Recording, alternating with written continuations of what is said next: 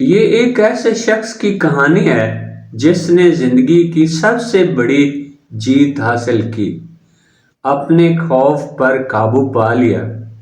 ایک دن اس نے فیصلہ کیا کہ اب مزید نہیں ڈرنا۔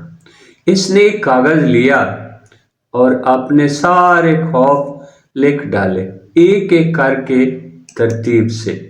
سب سے پہلے اس نے لکھا، مجھے بیماریوں کا خوف ہے۔ لیکن جب غور کیا تو حیرت ہوئی، یہ وہ بیماریاں تھیں جو کبھی ہوئی نہیں تھی۔ بس وہ وہم میں جیتا رہا کہ شاید وہ بیمار پڑ جائے گا۔ یوں اس نے اپنے 40% خوفوں کو جھوٹا ثابت کر دیا۔ پھر وہ اپنے ماضی کی طرف متوجہ ہوا۔ وہ فیصلے جو اس نے کیے تھے، جنہیں وہ ہمیشہ غلط سمجھتا رہا، اس نے ایک ایک فیصلہ یاد کیا اور جب حساب لگایا تو معلوم ہوا کہ اکثر فیصلے درست تھے۔ یوں اس نے اپنے مزید 30% خوفوں پر قابو پا لیا۔ اب باری تھی وسوسوں کی۔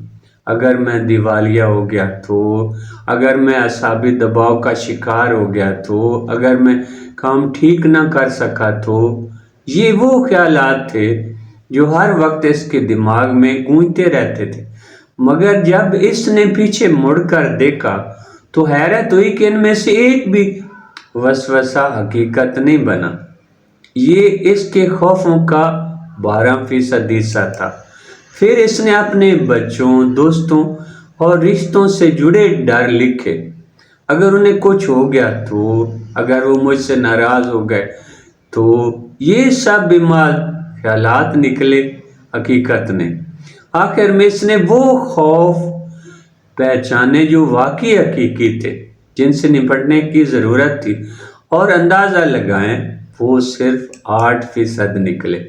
یعنی اس کی زندگی کے 92% خوف محض وہم تھے، دماغ کے بنائے ہوئے جھوٹے سائے۔ جب اس نے انہیں ایک طرف رکھا تو اسے محسوس ہوا، میں تو ہلکا ہو گیا ہوں، آزاد ہو گیا ہوں۔